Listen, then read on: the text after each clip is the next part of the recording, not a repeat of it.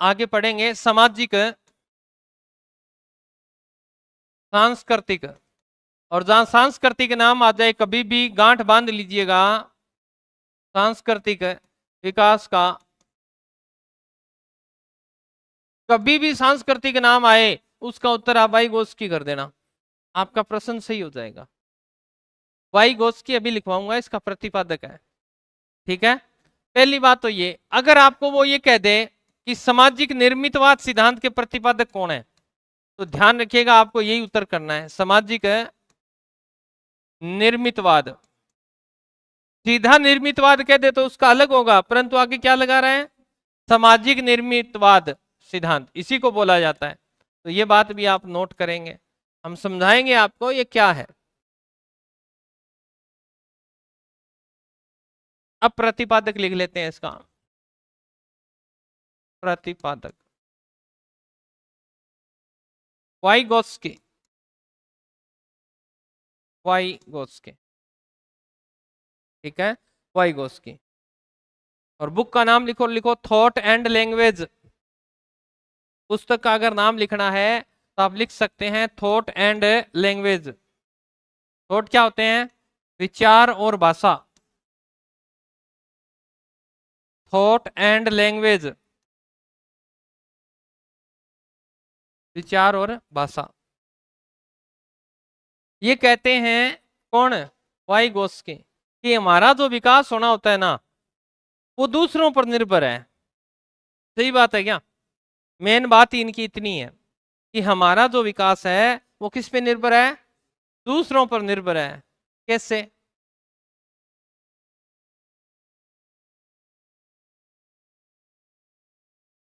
तुम्हें प्रॉब्लम नहीं आ रही, मुझे ये चीज समझ में नहीं आ रही, सभी से कह रहा हूं मैं, या तो आपको मेरी बात सारी समझ में आ रही है, किसी का कोई प्रश्न नहीं आ रहा, यानी आपको बहुत अच्छे से समझ में आ रहा है, चलो माँ सरस्वती का आप पर आशीर्वाद बना रहे, इसी तरह आपको तो आती रहे, या फिर आप पढ़ नहीं रहे हैं। ठीक है, दोनों में से एक रीजन है, अगर पहले वाला है तो बहुत ही बढ़िया है, सुपीरियर है ये। ओके, चलिए, तो इन्होंने वाइगोत्स्की ने कहा कि हमारा जो खुद का विकास होता है वो किस पे निर्भर होता है, दूसरों पर। कैसे, क्योंकि हम दूसरों को देखकर सीखते हैं।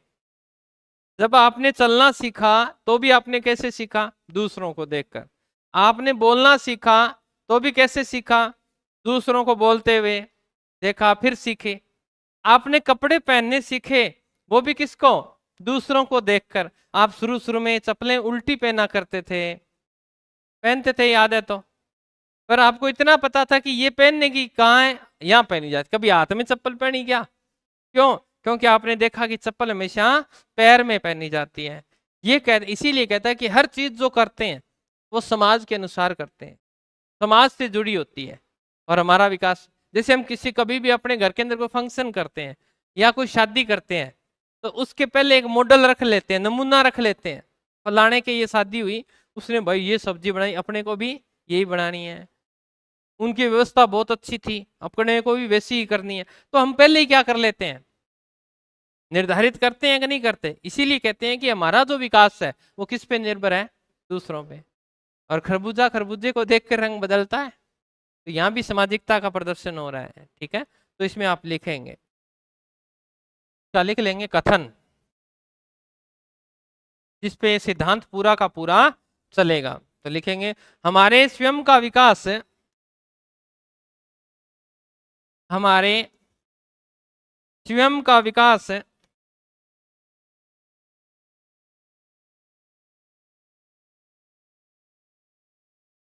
दूसरों पर निर्भर करता है, हमारे स्वयं का विकास किस पर निर्भर करता है, दूसरों पर निर्भर करता है।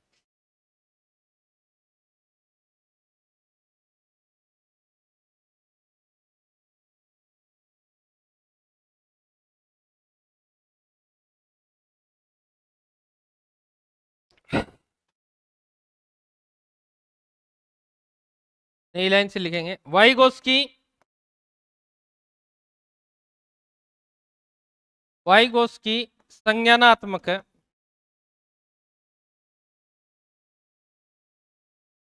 कारकों में सामाजिक व सांस्कृतिक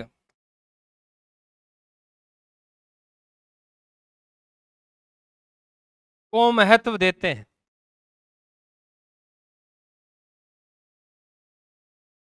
बच्चे का जो कॉग्निटिव विकास या डेवलपमेंट होना होता है वो किस पे निर्भर करता है? समाज पे निर्भर करता है और संस्कृति पे निर्भर करता है। ये बात किसने कही है? ठीक है, अब लिखेंगे सामाजिक सांस्कृतिक विकास सिद्धांत की विशेषताएं।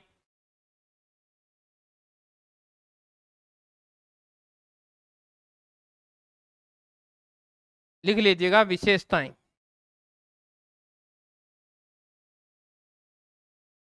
इसके साथ ही हम संज्ञानात्मकता को भी पढ़ेंगे, ठीक है, थोड़ी थोड़ी, ताकि आगे आने वाला कौन है? जीन प्याजे, तो उसकी पूर्व में तैयारी हो जाए।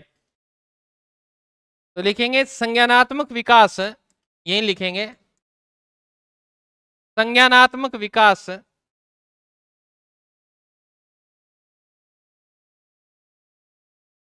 कैसा होता है आप बताओ? बहुक्रियात्मक होता है, एकांकी होता है, कैसे होता है? संज्ञानात्मक। क्योंकि ऊपर ये कह रहा है, वाइगोस्की कह रहे हैं, वाइगोस्की ने संज्ञानात्मक क्षेत्र में भी कार्य किया है। आप कहीं सोचो कि सांस्कृतिकता के क्षेत्र में किया होगा, नहीं, संज्ञानात्मक क्षेत्र में भी काम किया है। तो पहले वो करेंगे तभी तो संस्कृति से जोड़ेंगे। ये कहता है बालक जो ज्ञान ग्रहण करता है, बालक की जो बुद्धि होती है, वो कहता है संज्ञानात्मक जो विकास होता है वो कैसा होता है? बहुमुखी होता है, एकांकी होता है, कैसे होता है? ज्ञान हमेशा एकांकी होता है। तो लिखिएगा संज्ञानात्मक विकास एकांकी होता है, एक अंक होता है, ठीक है ना, एकांकी होता है। एकांकी क्या होता है? एक भाग होता है छोटा सा, जिसका अध्ययन हमें करना होता है। फिर लिखेंगे संज्ञानात्मक विकास, संज्ञानात्मक विकास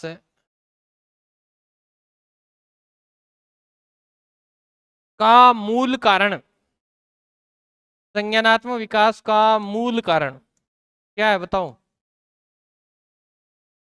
हम क्यों ज्ञान ग्रहण करना चाहते हैं? आप क्यों तैयारी कर रहे हो बताओ? क्यों पढ़ रहे हो साइकोलॉजी? कहाँ आवश्यकता थी? क्योंकि आप मोटिवेट होके आए, किससे? किसी न किसी से। आपने किसी को नौकरी लगा हुआ देखा, आपने कहा हम भी प्रयास करते हैं, लग जाएंगे। अब मोटिवेट तो हुए, परंतु ये क्या कह रहा है कि मूल कारण क्या है संज्ञानात्मक ज्ञान ग्रहण करने का? तो अन्योन क्रिया है, लिखें।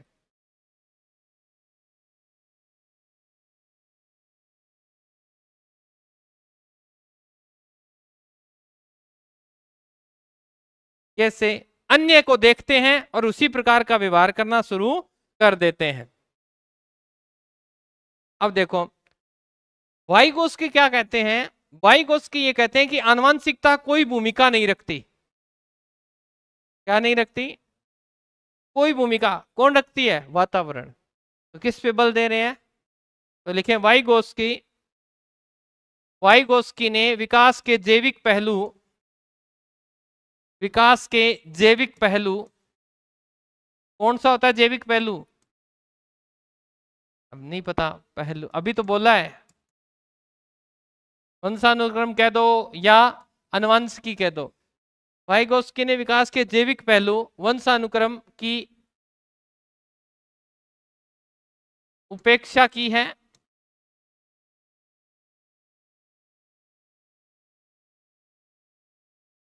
उपेक्षा की है।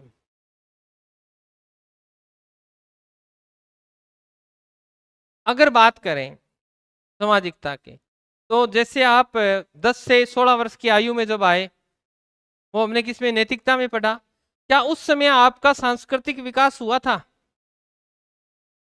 जब नैतिकता का विकास हो रहा था, क्या उस समय सांस्कृतिक विकास भी हो रहा था? अरे हो रहा था ना। आप आसपास के वातावरण में फंक्शन देख रहे थे, संस्कृति को नोट कर रहे थे, तो क्या उस समय नहीं हुआ? ऐसा थोड़ी है पहले नैतिक उगार, ये सब साथ साथ चलते हैं सांस्कृतिक। तो इसमें लिखेंगे वाइगोस्की के अनुसार किशोरावस्था, वाइगोस्की के अनुसार किशोर अवस्था में बालक अपने अपने समवयस्क समवयस्क समूह का सक्रिय सदस्य बन जाता है। सदस्य बन जाता है कैसे? मैंने बताया था नहीं, इस अवस्था में बालक अपनी एज के लोगों के साथ रहना पसंद करता है। ये विशेषता लिखवा के आया था पीछे और समझाई थी भी। छोटे बालकों के साथ नहीं बैठेगा, अपने से बड़े उनके साथ नहीं बैठेगा, परंतु यहां बैठेगा। और उसका कैसा सदस्य होगा? सक्रिय। क्यों? क्योंकि उनके सामने उदाहरण पेश किए जाते हैं कि मित्र जो होते हैं वो काम आने चाहिए, जय वीरू की जोड़ी, वैसे कोई उदाहरण उनके सामने रख दिया जाता है। और ये सामाजिकता क्या कहती है कि हमारा विकास किस पे निर्भर है? दूसरों पे है। तो फिर दूसरों का अनुकरण करते हुए उस गैंग का क्या बन जाता है? सदस्य बन जाता है। कौन सा सदस्य है? सक्रिय। आगे लिखेंगे, बालक को जैसा वातावरण दिया जाएगा, जैसा वातावरण दिया जाएगा, बालक को जैसा वातावरण दिया जाएगा, कम आती है अब इस वजह से तो बहुत दिनों में। बालक को जैसा वातावरण दिया जाएगा, बालक भी वैसा ही बन जाता है। बालक भी वैसा ही बन जाता है। ओके, अब अपने देखो सामाजिक सांस्कृतिक विकास के स्तर, सामाजिक सांस्कृतिक विकास के स्तर।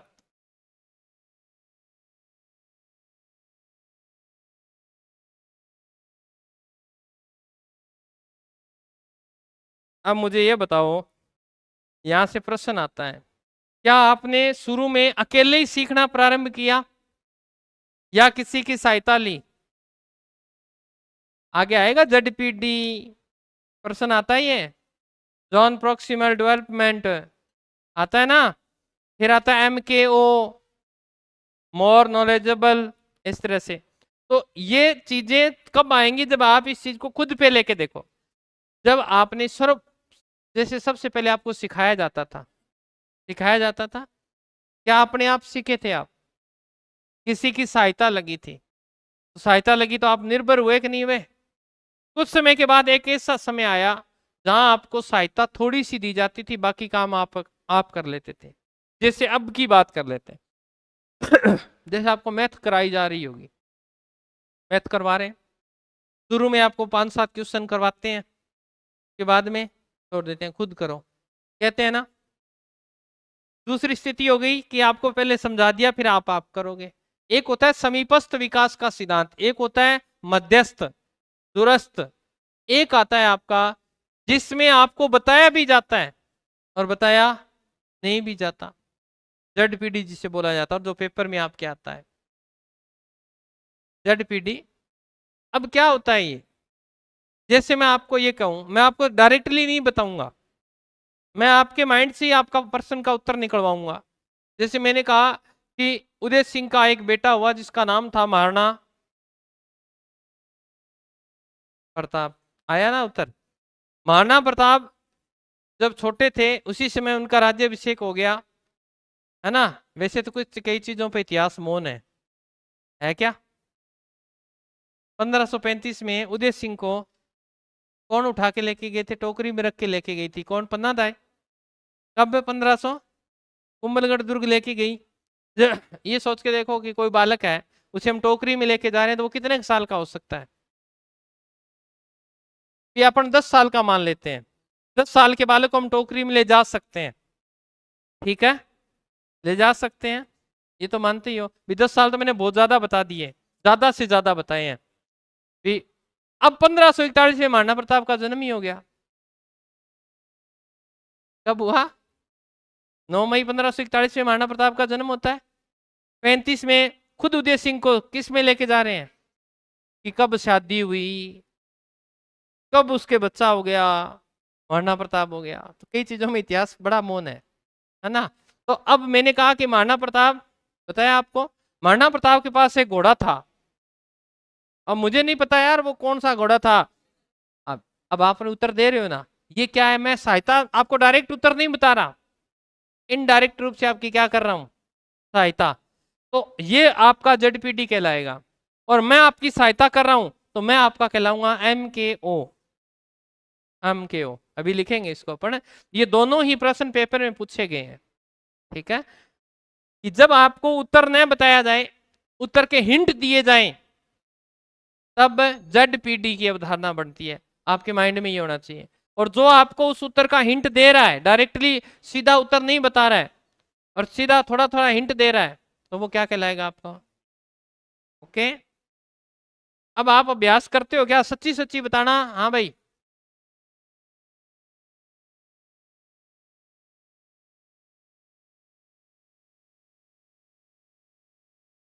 घर पे जाके इसका अभ्यास करते हो कि नहीं करते। करते हो पक्का। एक दिन मैं फिर प्रश्न पूछ लूं सारों में से, पीछे वालों में से, पक्का। चलिए, सबसे पहले अपन लिखेंगे वास्तविक विकास, वास्तविक विकास का स्तर जिसमें पूर्ण रूप से सहायता की जाएगी। ठीक है, वास्तविक विकास का स्तर जिसे एडीएल बोला जाता है, एबिलिटी डेवलपमेंट लर्निंग। ठीक है, एडीएल। लेकिन जब बालक बिना किसी के सहयोग से कार्य सीखता है, बालक बिना किसी सहयोग के, बिना किसी सहयोग के कार्य सीखता है,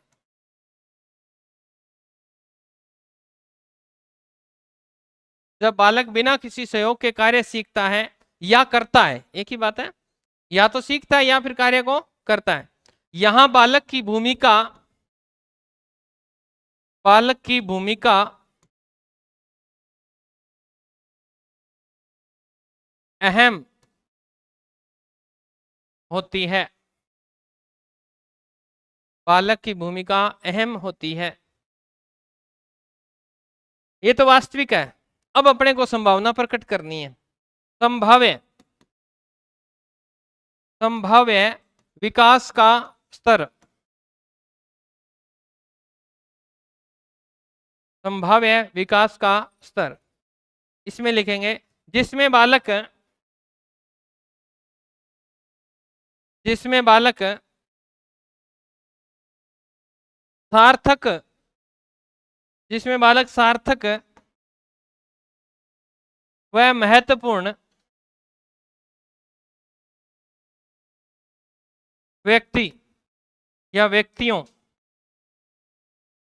संभाव्य का अर्थ क्या होता है, थोड़ी बहुत संभावना। जैसे यहां मैंने एक शब्द लिखा है सार्थक, सार्थकता का अर्थ है, आप मेरे को कह दो गुरुजी हमें मैथ का प्रश्न बता दो, मैं कैसे बता दूंगा, मैं उस चीज के बारे में जानता ही नहीं। यानी जो उस चीज को बताने में क्या हो, सक्षम हो, जो उस चीज का क्या हो, पारंगत व्यक्ति हो, अनुभवी व्यक्ति हो, जिसे उस चीज का नॉलेज हो, वही व्यक्ति यहाँ सहायता कर सकता है, दूसरा यहाँ सहायता नहीं कर सकता। तो आप लिखेंगे व्यक्तियों के, सार्थक व महत्वपूर्ण व्यक्तियों के सहयोग, सहयोग को प्राप्त करता है, को प्राप्त करता है,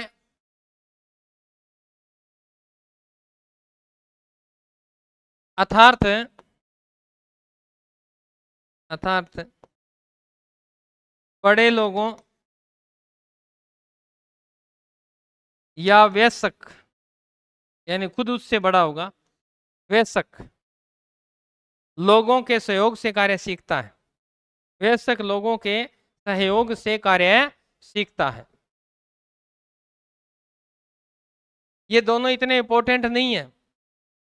ठीक है, याद याद करना है। वास्तविकता का मतलब जहां बच्चा खुद सीखता है, संभाव्य का मतलब जहां से कोई अनुभवी व्यक्ति से सीखता है।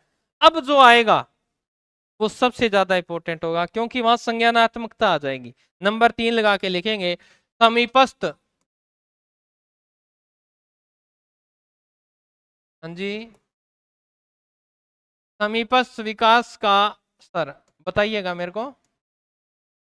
अब बताओ किसको? अभी एम के ओ तो आगे लिखवाऊंगा। वो तो एम के ओ तो वो होता है जो हिंट देता है, सीधा डायरेक्टली सहायता करता है, वो नहीं होता। आपको आपने पूछा गुरुजी महाराणा प्रताप के घोड़े का क्या नाम था, मैंने सीधा ही बता दिया चेतक। ये थोड़ी बताना है, सीधा बता रहा है वो तो टीचर है। परंतु जो हिंट दे के बताए, अच्छा घोड़े का नाम पूछ रहे हो, अच्छा उस घोड़े की ना छतरी कहां बनी हुई है? बलीचा है क्या है, कहां बनी है? बारडोली में, बारडोली में बनी हुई है। तो अब मैंने वो नया बताकर क्या किया, आपकी दूसरा फैक्ट बता दिया उसका। इस तरह से उत्तर वो नहीं बताना होता, यहां तो उत्तर वही बताना होता है, बीच दूसरे में तो संभाव्य में। तो इसमें लिखेंगे समीपस्थ विकास का स्तर, इसको लिखते हैं ZPD, जॉन, स्पेलिंग में गलत ना हो जाए भाई, जॉन प्रॉक्सी, ये एक्स है, मैं इसी तरह से लिखता हूं, ठीक है, बीच वाला प्रोक्सिमल डेवलपमेंट।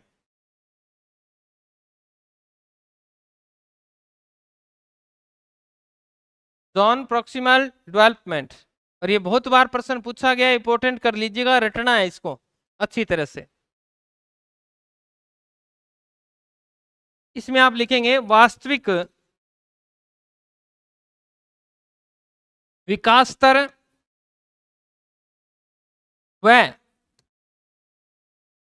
संभाव्य विकास स्तर के मध्य का स्तर है।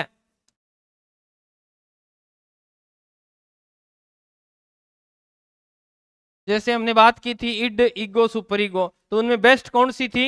इगो, ये थी। वैसे ही इसमें देखो, वास्तविक विकास जहां बालक खुद काम करता है, और संभाव्य विकास जहां कोई और सहायता करता है। परंतु ये तो कैसा है, जहां बालक खुद भी काम करता है और दूसरा भी सहायता करता है, दोनों का मिला जुला रूप है। तो ये बहुत बार पेपर में पूछा गया है। तो इसमें लिखेंगे बालक के द्वारा, बालक के द्वारा स्वतंत्र, बालक के द्वारा स्वतंत्र रूप से,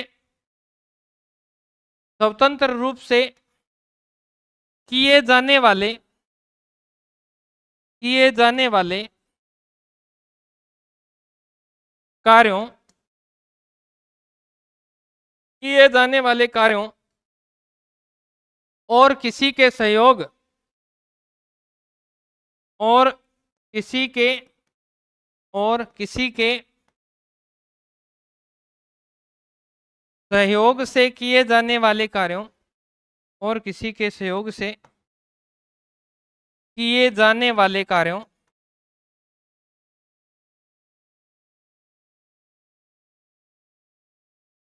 किए जाने वाले कार्यों के बीच का अंतर, के बीच का अंतर, बीच का अंतर है ZPD कहलाता है। अब मैं यहां समझा रहा हूं, बार बार समझा रहा हूं, इसको अच्छी तरह से याद करना है। देखो बालक के द्वारा स्वतंत्र रूप से किया जाने वाला कार्य कौन सा है? समीपस्थ, ओ सॉरी, वही था ना, अरे हाँ वास्तविक, क्या था? वास्तविक। और किसी के सहयोग से किया जाने वाला कार्य संभाव्य है। तो ये कह रहा है उनके बीच का अंतर क्या है? जहां बालक खुद भी काम करेगा स्वतंत्र रूप से, और दूसरा भी उसको सहायता देगा, वो दोनों काम किस में होते हैं? ZPD में होते हैं। ये इंपोर्टेंट कर लेना, रट लेना इसको, ठीक है। अब लिखो MKO, आगे वाले पेज पे लिख देता हूं, MKO,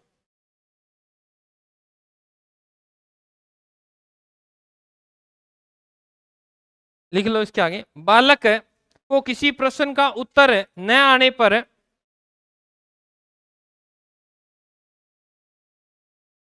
बालक को किसी प्रश्न का उत्तर न आने पर,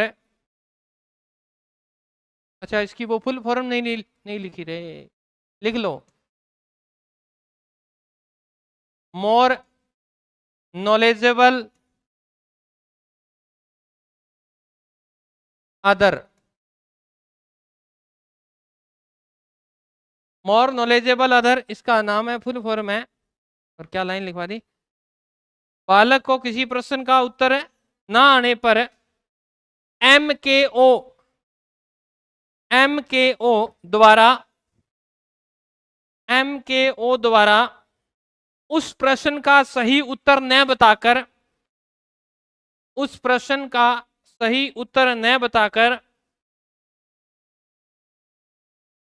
सही उत्तर न बताकर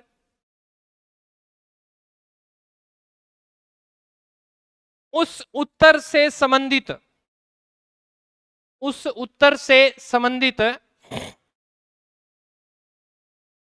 कुछ तथ्य बता दिए जाते हैं, कुछ तथ्य बता दिए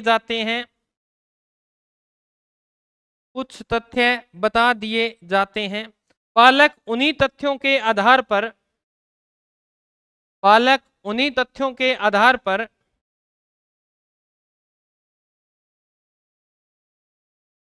सही उत्तर तक पहुंच जाता है।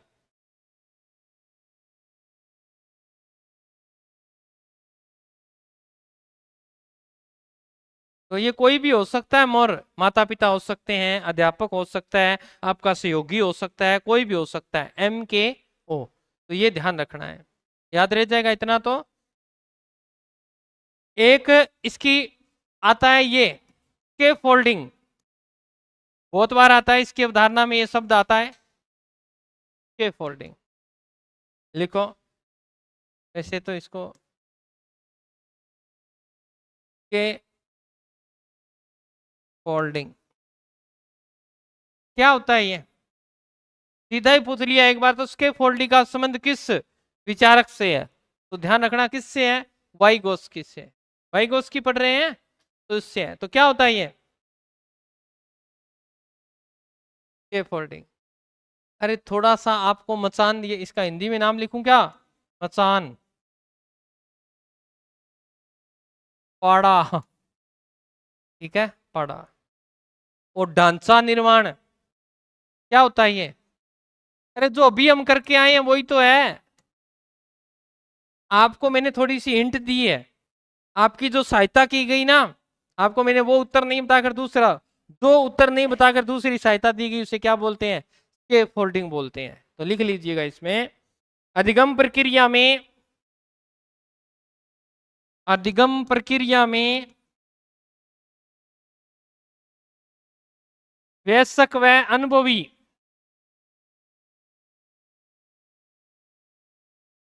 अनुभवी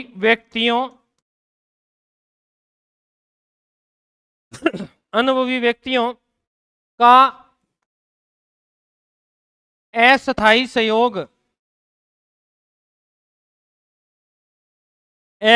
सहयोग करना स्कैफोल्डिंग कहलाता है, स्कैफोल्डिंग कहलाता है।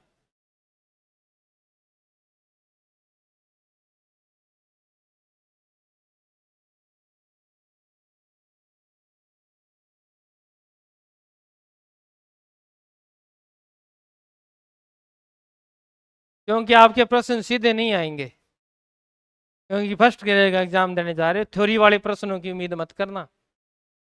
क्या आएंगे, अप्लाइड वाले आएंगे। अब यहीं उलझ जाओगे, और ये प्रश्न हर बार पूछता है कि वाइगोस्की क्या कहते हैं और जीन प्याजे क्या कहते हैं, दोनों ही अलग अलग हैं। कैसे देखते हैं, देखो वाइगोस्की के अनुसार तभी मैंने देख लो कितनी मेहनत की है, रंग चेंज किया है, क्योंकि पेपर में पूछता है बार बार। वाइगोस्की के अनुसार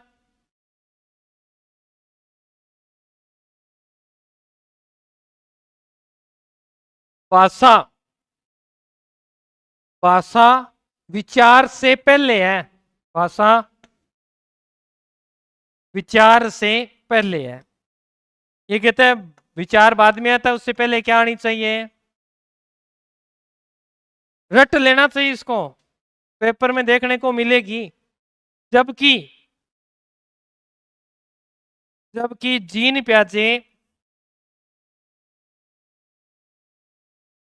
जीन प्याजे पहले विचार उसके बाद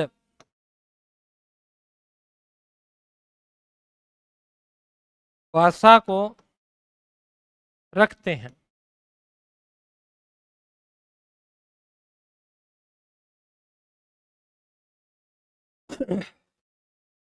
याद रह जाएगी अब तो। अब ये बात पेपर में कितनी बार पूछी गई मुझे अंदाजा ही नहीं है इसका, इतनी बार आई हुई है। क्या पूछता है, कभी तो जीन प्याजे का पूछ लेता है, या कभी दे देता है जीन प्याजे ने सर्वप्रथम किसको रखा है, ऑप्शन में दे देता है। तो सबसे पहले जीन प्याजे क्या रखते हैं, विचार। तो ऐसे याद रख लो, जीन प्याजे किस क्षेत्र के लिए जाने जाते हैं, कॉग्निटिव यानी संज्ञान के बाद के लिए। और संज्ञान में क्या होता है, बुद्धि, और बुद्धि क्या काम करती है, विचार आते हैं, ऐसे याद कर लो। वाइगोस्की कहते हैं पहले क्या आती है, भाषा आती है। पहले क्या आती है, भाषा। क्योंकि जब भाषा विकास का सिद्धांत पढ़ेंगे चमोस्की वाला, तो वहां इस चीज का और जिक्र करेंगे। क्योंकि बालक जब जन्म लेता है उस समय उसके अंदर एक डिवाइस होता है, आपके गले के अंदर एक डिवाइस है, खोल तो मत लेना गले को कहीं घर जाकर। डिवाइस होता है लैंग्वेज एक्जिवेशन डिवाइस, LAD। आप जन्म के साथ, जन्म लेते ही आपके पास होता है, यहाँ पे लगा होता है, आप उसी के माध्यम से भाषा सीखते हैं। तो ये वाइगोस्की कहते हैं कि बालक पहले क्या सीखता है, भाषा, और उसके बाद बालक के माइंड में क्या आते हैं, विचार। परंतु जीन पियाजे कहते हैं पहले क्या आता है, उसके बाद में वो भाषा को सीखता है। तो ये दोनों बातें एक दूसरे की क्या है, विपरीत है। याद कर लीजिएगा, पेपर में प्रश्न पूछ सकता है, हर बार पूछा जाता है। अब हम नेक्स्ट पढ़ने जा रहे हैं, जिसका हमें वर्षों से इंतजार था। बालक में कौन सा विकास है, और ये आपका दिमाग हिला देगा अगर आपने इसको अच्छी तरह से नहीं पढ़ा। क्योंकि जिस दिन मैं क्लास में फर्स्ट टाइम आया था, उसी दिन एक बालिका ने यहाँ मेरे को पुस्तक दिखा के पूछा था, गुरुजी इसका उत्तर ये क्यों होता है। तो उसका उत्तर आज आपको मिल जाएगा कि क्यों होता है। ठीक है, तो सबसे पहले कॉग्निटिव विकास यानी संज्ञानात्मक विकास, और इसके प्रतिपादक लिखिएगा। कौन है, जीन पियाजे। कहाँ के थे ये भी मैं बता के गया था। प्याज वाले, मीठे प्याज, और मीठे का मतलब स्वीट, स्विट्जरलैंड के थे। ठीक है, तो लिख लीजिएगा स्विट्जरलैंड। पुस्तकें लिखवाऊं क्या, याद कर लोगे, चल तो पुस्तकें लिखो इनकी।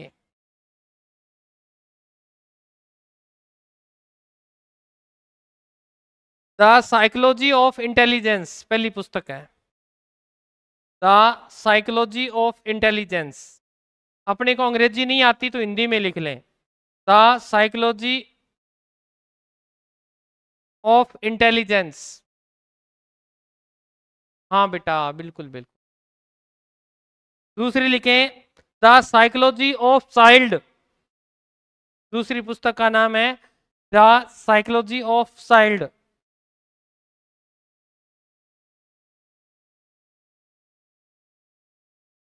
ऑफ द चाइल्ड लिख ली। तीसरी पुस्तक का नाम लिखें, the child caption, the child conception of the world. The child conception of the world.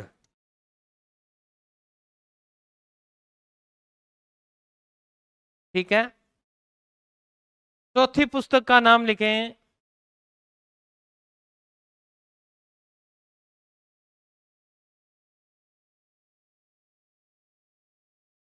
The language and thought of the child. The language and thought of the child. The language and thought of the child.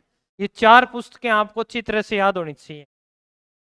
The language and thought of the child. ठीक है बेटा, ये चार पुस्तकें वैसे तो बहुत लिखी हैं, पर ये चार पुस्तकें आपके याद होनी चाहिए। अगर कोई पुस्तक का प्रश्न आएगा तो पूछ लेगा। अब मैं आपसे जानने का प्रयास करूंगा, तो सभी एक्टिव हो जाएं, अपने माइंड को खोल लें। आप इन दो शब्दों की बात करेंगे। ये क्या है और ये क्या है? क्या दोनों एक हैं? मैं पानी पी लेता हूं, आप सोचिए, क्योंकि सोचने का विषय वस्तु है, मजाक का विषय नहीं है। और जो कहते हैं हमें साइकोलॉजी नहीं आती, तो उनके लिए तो बड़ा हार्ड विषय माना जाता है। किसको? जीन प्याजे को।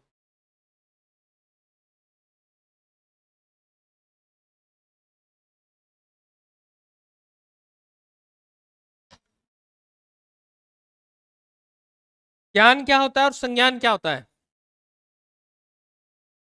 अच्छा,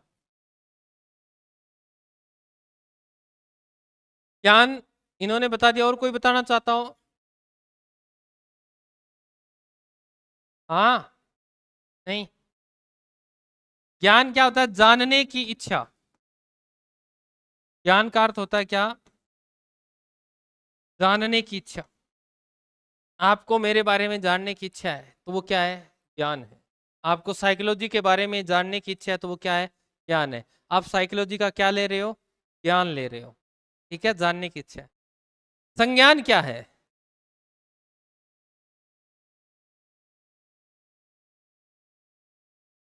अब बता दो, अब भी बता दो।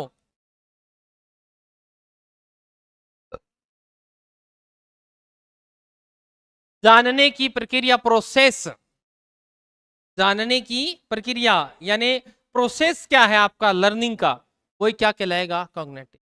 लर्निंग का प्रोसेस होता है, एक चीज को तो आप बड़े सोच समझ कर पढ़ते हो, है ना? एक चीज को आप सोच समझ कर पढ़ते हो, तो माइंड में क्या हो रही है? वो स्टोरेज हो रही है। उसे व्यक्तिगत रूप से पढ़ रहे हो, पर्सनल तरीके से पढ़ रहे हो, लिख लिख कर पढ़ रहे हो, तो माइंड में क्या हुई? स्टोर, तो संज्ञान हुआ। एक आपने रट्टा मारा, कुछ समय के बाद भूल गए। ये क्या जानने की प्रक्रिया तो थी, संज्ञान तो था, परंतु कुछ समय के बाद भूल गए, माइंड में वो चीज ही नहीं आ रही। तो दोनों शब्दों में फर्क है कि नहीं है? ज्ञान और संज्ञान दोनों क्या हैं? अलग अलग हैं। तो लिख लीजिएगा, पूछ सकता है आपसे।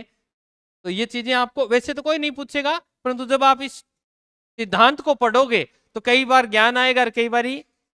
तो ये चीजें आपको पता होनी चाहिए कि ज्ञान क्या होता है और संज्ञान है क्या होता है। तो ये चीजें आप लिखिएगा। क्या कह रहे हो? उत्पाद, उत्पाद विषय वस्तु का उत्पाद ही आता है। बाहर निकल के आती है उत्पाद, प्रोडक्ट। जो हम बुद्धि की संरचना पढ़ेंगे, उसमें एक उत्पाद नाम का शब्द करवाएंगे आपको। वैसे तो आपके टॉपिक ही नहीं है, पढ़ेंगे कब?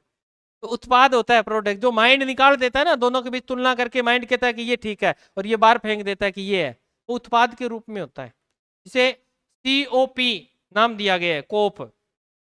क्या उल्टा पीसीओ होता है, विषय वस्तु की त्रिआयामी सिद्धांत के अंतर्गत आता है ये। ठीक है, सबसे पहले कंसेप्ट आता है, फिर ऑपरेशन आता है, फिर प्रोडक्ट आता है। इस तरह से बताया गया। हाँ, अलग है, ये बुद्धि का टॉपिक है जो आप पूछ रहे हो। उसे उत्पाद बोला जाता है। बुद्धि जब अपने विचार को बाहर फेंकती है संज्ञानात्मक रूप में, तो उसे उत्पाद, परिणाम, विषय वस्तु बोल सकते हैं। है? लिखिए, लिख लिया ना? अब लिखेंगे इस सिद्धांत, इस जीन प्याजे के बारे में कुछ बातें। देखो, विकासात्मक, विकासात्मक मनोविज्ञान के जनक कौन है? मनोविज्ञान के जनक,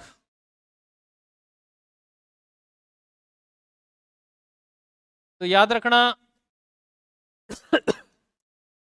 जीन प्याजे। इसी सिद्धांत का नाम है ये। अगर वो ये कह दे विकासी अवस्था का सिद्धांत किसने दिया है,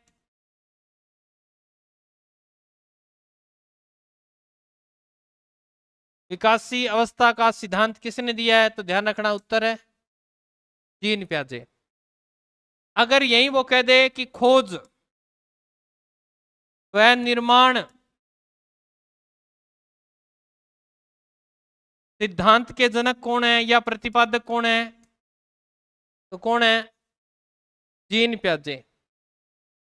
और आपके दिमाग में एक छवि छपी हुई है वैसे तो, जब हमने कोचिंग सेंटरों में या आपके बीएड के माध्यम से जब आपको करवाया गया, क्या कि जहां संज्ञान शब्द आए वहां होता उसका उत्तर क्या कर देना? जीन प्याजे कर देना। परंतु गलत है। क्या सही है? सही हो सकता है आपके हिसाब से। तो लिखें विसंगति संज्ञानात्मक विसंगति संज्ञानात्मक सिद्धांत किसका है?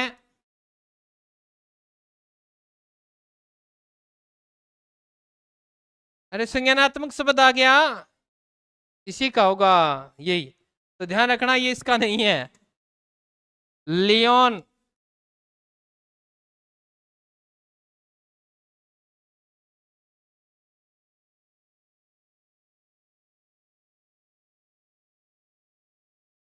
है, ये तो मैंने इसीलिए करवाया कि आपको वो दिमाग में जो है ना,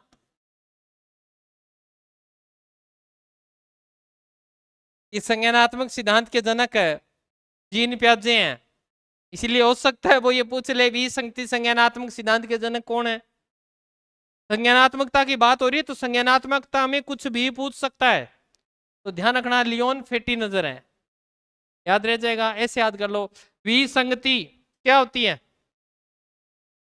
जिनकी संगत नहीं करनी चाहिए। क्या नहीं करनी चाहिए? जिनकी संगत क्या होती है? बुरी होती है। तो किसकी संगत बुरी है? हाँ ठीक है, और गंदी नजर है ना, फेटी नजर है उसकी, बस ऐसे याद कर। ओके चलिए अब हम पढ़ेंगे संज्ञानात्मकता का। देखो संज्ञान जो होता है वो कहां से चलता है? माइंड से। बौद्धिक क्रिया मैं पीछे लिखवा के आया, या हम ज्ञान इसे बुद्धि के रूप में याद कर सकते हैं कि संज्ञान है वो बौद्धिक क्रिया है, बौद्धिक क्रिया के माध्यम से कुछ चीजें होती हैं। करवाने को मैं सीधा करवा सकता हूं आपको कि इसने 4 अवस्थाएं बताई हैं, परंतु वो आपके साथ धोखा होगा, और अन्य कोचिंगों की तरह मैं आपसे धोखा नहीं करा। हो सकता है समय लग जाएगा, कहीं आवश्यकता नहीं है घबराने की, पर वो चीज बाद में क्या आएगी? काम आएगी, क्योंकि वहां शब्द आएंगे वो। तो सबसे पहले हम लिखेंगे मानसिक प्रक्रियाएं, हेडिंग लगाइए मानसिक प्रक्रियाएं। आपको लग रहा होगा कि ऐसे फालतू में क्यों करवा रहा है, तो ये देखिएगा बाद में जब आएगा ना तब मजा आएगा आपको कि हाँ यार ये तो याद हो गया। मानसिक प्रक्रिया, तो सबसे पहली मानसिक प्रक्रिया की बात करें तो कौन सी है? संवेदना। क्या है? संवेदना। क्या होती है संवेदना? आपके शरीर में इंद्रियां हैं क्या मेरे मेरे ही है? आपके हैं। तो उन्हीं ज्ञानेंद्रियों से जब आप शुरू में जो ज्ञान प्राप्त करते हो, प्रारंभिक जो ज्ञान होता है, जैसे आपने किसी लाल वस्तु को देखा, मैं आपको बताता हूं इसका।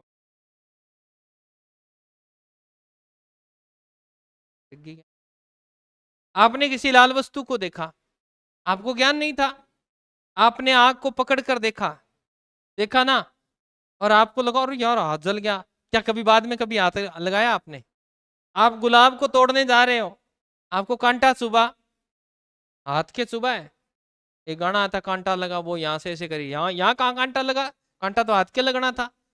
तो यानी आपको लाल वस्तु से क्या होगी? संवेदना होगी। किस चीज की? लाल वस्तु क्या होती है?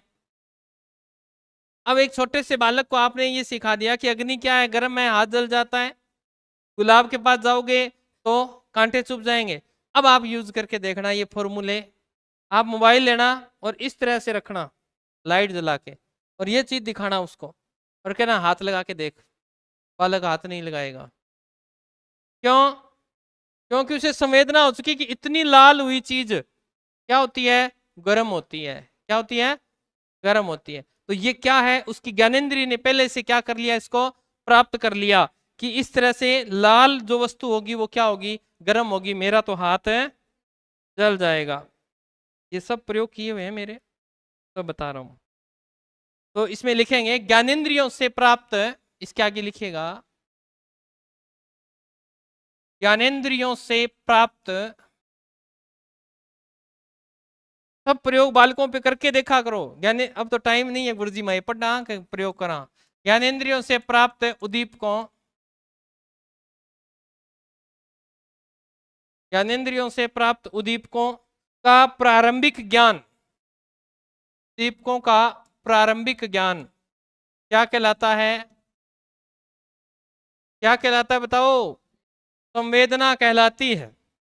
और लिख लेना नीचे नई लाइन से, प्रारंभिक जो ज्ञान होता है ना, प्रारंभिक ज्ञान है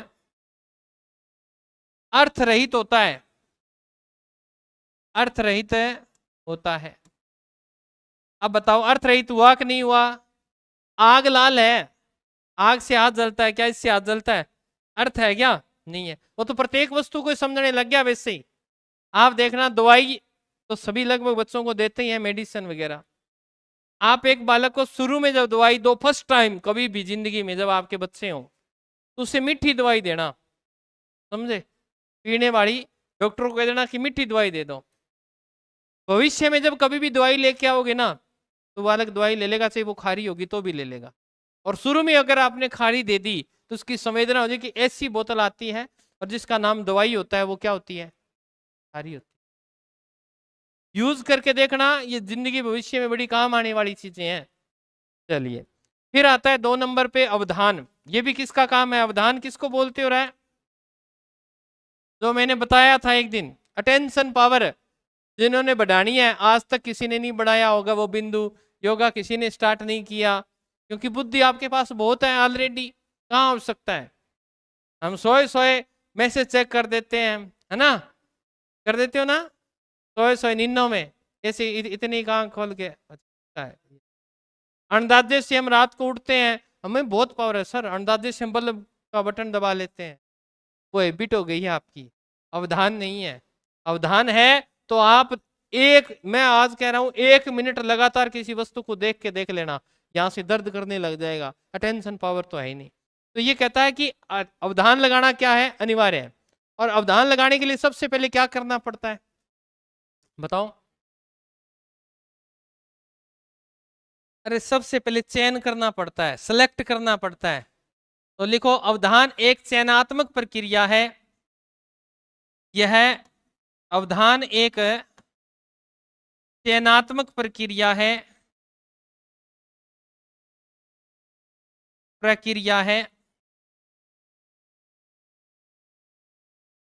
प्रक्रिया है जो किसी विशेष उद्दीपक पर, जो किसी विशेष उद्दीपक पर,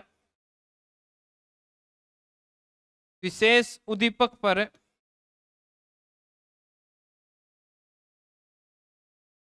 जो किसी विशेष उद्दीपक पर ध्यान देने से संबंधित है, ध्यान देने से संबंधित है।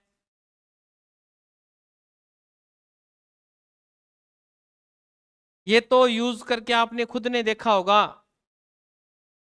देखा है क्या? अवधान, बाजार में जाते हो ना, वस्तु खरीदने जाते हो, बहुत सारी चीजें देखते हो, परंतु सिलेक्ट जिस पर आपका ध्यान चला गया, जो आपको अच्छा लग गया, आपकी बुद्धि ने कहा कि ये चीज सही है, फिर उसी की तरफ विशेष रूप से आप ध्यान देते हो। तो चयनात्मक हुई कि नहीं हुई? होता है ना? जब हमारे घर के अंदर जब हमारे रिश्ते वगैरह की बात होती है, तो बहुत सारी फोटोएं आती हैं, उनमें से एक को क्या करना होता है? सेलेक्ट, चयन करना होता है। और उस विशेष के अंदर फिर हम उसका पूरा एनालाइज करते हैं, इसके बाल ऐसे हैं, इसके डोळे ऐसे हैं, इसकी आंखें छोटी हैं, इसका कान ऐसा है, कान लटक रहे हैं, मूछें सही हैं, होठ ऐसे हैं, सब चीजें का क्या करते हो? सारों का अगर करने लग जाओ तो लगा पाओगे? नहीं लग पाएगा, एक विशेष का। इसीलिए क्या है ये? चयनात्मक प्रक्रिया है। फिर नंबर 3, प्रत्यक्षीकरण। प्रत्यक्षीकरण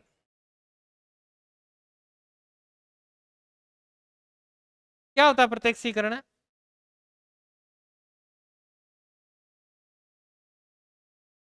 सामने, क्या होता है सामने? अरे आपने किसी वस्तु को देखा और वस्तु को देखने के बाद उसके संवेगों को समझा, उसके स्ट्रक्चर को समझा, और वो माइंड में क्या हो गया? अरे लगभग हम स्कूल के अंदर बालकों को किसके लिए लेके जाते हैं? भ्रमण के लिए, ऐतिहासिक स्थलों पर, ताकि भविष्य में वो चीज कभी भूले ना। जैसे आपने हल्दी घाटी नहीं देखा, तो आपके सामने वो हल्दी घाटी का ऑप्शन दे देगा, राजसमंद, उदयपुर, तो आप उड़ जाओगे। परंतु अगर आप वहां गए हुए हो, तो फिर कभी उस प्रश्न का उत्तर गलत करोगे क्या? तो लिखे, प्रत्यक्षीकरण संवेदनाओं की व्याख्या, संवेदनाओं की व्याख्या, व्याख्या संवेदनाओं की व्याख्या उद्दीपकों, संवेदनाओं की व्याख्या, उद्दीपकों का अर्थ निकालना, अर्थ निकालना,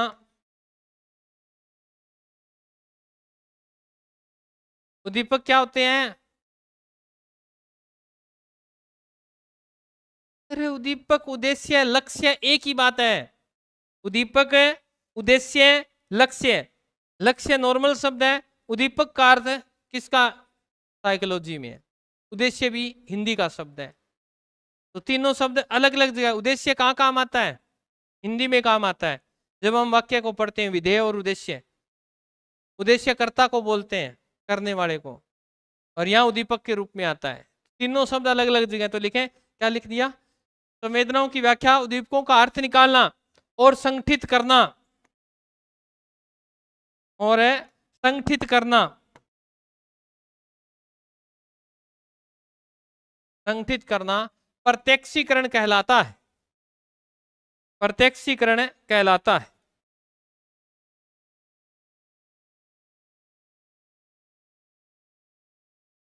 नंबर 4, अधिगम बताओ। ये तो बता दो, ये क्या होता है? हाथ की क्रिया है क्या अधिगम? क्या मानसिक क्रिया है अधिगम? अरे कोई भी काम है आप हाथ से सीख रहे हो तो वहां पर क्या लग रहा है? तो संज्ञान की क्रिया होगी कि नहीं होगी? तो लिखे मानसिक क्रिया में, अधिगम में लिखे अर्जित ज्ञान, अर्जित ज्ञान तथा व्यवहार में होने वाला, होने वाला। अब मैं यहां एक लाइन छोड़ रहा हूं, आप भी छोड़ना मत, ठीक है? होने वाला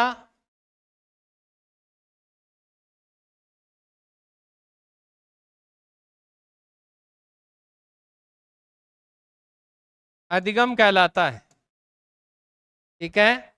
ऑप्शन देके देखते हैं कि आपका माइंड कितना काम करता है। स्थाई, अस्थाई, शून्य,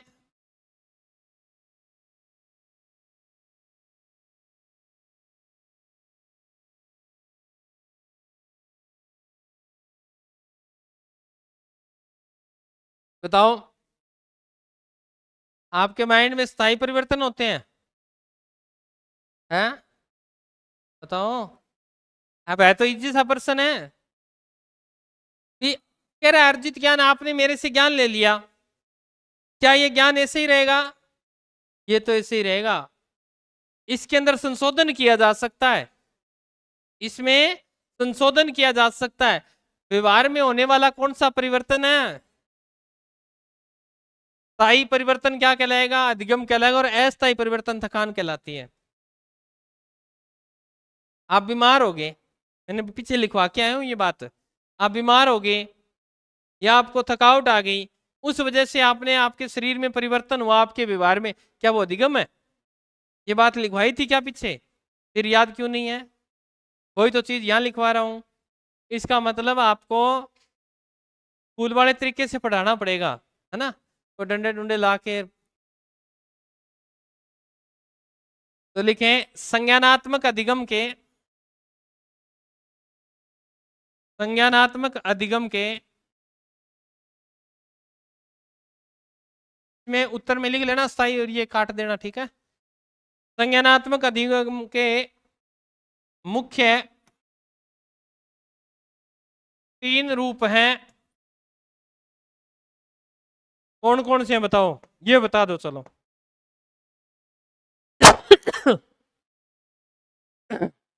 कौन कौन से होता है? कौन ध्यान?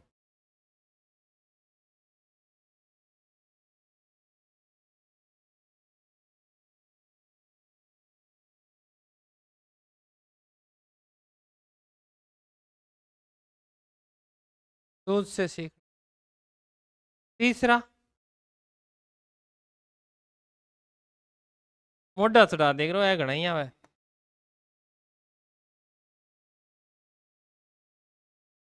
पहला, अव्यक्त सीखना।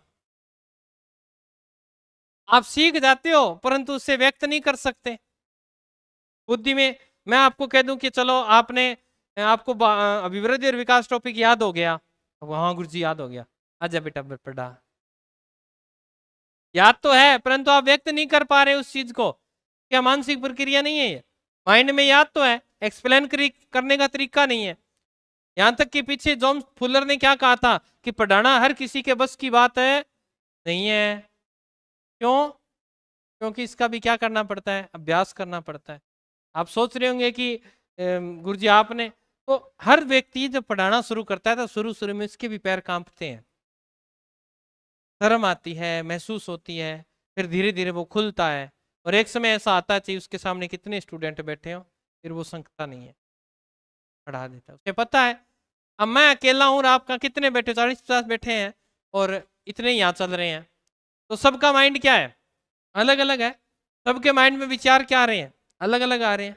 फिर भी मैं सबको क्या कर रहा हूं ना, और उनका जवाब दे रहा हूं। तो यानी अव्यक्त सीखना पहले बोलना, फिर सूझ से सीखना, इनसाइड थ्योरी। व्यक्ति स्वयं सीखता है, उसकी अंदर की जो क्षमता होती है कि मुझे इस कार्य को सीखना है। आप खुद करके सीखते हो क्या? मैं बताऊंगा आपको कौन कौन सी चीजें आपने सीखी हैं स्वयं। नहीं पता? आपने किसी व्यक्ति को कार्य करते हुए देखा जिससे आपने देखा। एक महिला क्रोशिया होती है क्या, वो उससे क्या बना रही है, स्वेटर बुना रही है, बुन रही है। आपने देखा है अभी। अब क्या करोगे आप, घर पर आकर आप प्रयास जरूर करते हो ना। फिर प्रयास करते हो, आपके वो सही नहीं बैठता, फिर आप किसी से पूछते हो, फिर उसने बता दिया, आपने देखा कैसे है, फिर आपने अपनी सूझ से उस कार्य को संपन्न किया कि नहीं किया। कुछ समय पहले एक फैशन आया महिलाओं में कि बालों के अंदर एक लकड़ी लगाया करती थी, स्टिक आई थी ना, इतनी लंबी एक लकड़ी सी थी, पेंसिल जैसी ऐसी, तो वो ऐसे करके ऐसे, वो हर किसी को लगानी नहीं आती थी। महिलाओं ने जब देखा कि ये इस तरह लगाती है तो उसने भी प्रयास किया। शुरू शुरू में नहीं आता, कुछ समय के बाद आ जाता है, क्योंकि व्यक्ति की जो इनसाइड थ्योरी होती है, इनसाइड लर्निंग जो होती है, मानसिक प्रक्रिया, तो वो उसी कार्य को क्या कर देती है, सिखा देती है। होता है ना। अब कई बालिकाओं की बड़ी समस्या है, ये प्रश्न आते हैं कि गुरुजी मेरे नाखून नहीं बढ़ते गुरुजी, और लड़कियों को इतने इतने लंबे नाखून होते, मेरे नहीं बढ़ रहे, मैं क्या करूं? मैं एक्सपर्ट हूं क्या उस चीज का? जब मैं ये पढ़ाता हूँ ना तब कहते हैं गुरुजी आपने बताया था ना जी सूझ से सीखना, तो मैं ये कैसे सीखूं गुरुजी इन नाखूनों को लंबा करना? अरे क्या करेगी, पता ही नहीं है हमें। हम कहीं दिमाग और लगा रहे हैं, लगाना कहीं और होता है। नाखून रखने ही नहीं चाहिए, हकीकत तो ये है। हमारी जो धार्मिकता कहती है लड़कियों के नाखून होने ही नहीं चाहिए। जिस लड़की के नाखून लंबे हैं वो अपने भाई पर बोझ है, उसके भाई पर कर्ज बढ़ता है, क्योंकि शूर्पणखा के हाथ के नाखून क्या थे, लंबे थे। रावण का सत्यानाश हो गया था। उस जैसा भाई था क्या रावण जैसा, जिसने अपनी बहन के लिए सब कुछ न्यौछावर कर दिया। फिर अलग अलग तर्क है। अनुकरण से सीखना, अनुकरण, आपने मेरे को पढ़ाते देखा, आप उसी तरह से पढ़ाने लग गए। अनुकरण से तो हमने बहुत सारी चीजें सीखी हैं। मोबाइल चलाना अनुकरण से सीखा है, साइकिल चलाना अनुकरण से सीखा है, गाड़ी अनुकरण से चलाना सीखे, रोटी बनाना अनुकरण से सीखे, कपड़े धोना अनुकरण से सीखे। हर चीज किससे सीखते हैं, कोई ना कोई हमारा क्या होता है आगे, आइडल होता है। हम उसी के अनुसार अपने व्यवहार को क्या करते हैं ना। तो ये क्या होता है, अनुकरण से। तो ये शायद कल ही पूरा होगा। तो आज के लिए फिर इतना ही, मिलेंगे कल सेम टाइम सेम जगह। तब तक स्वस्थ रहें, मस्त रहें। जय राजस्थान, जय भारत।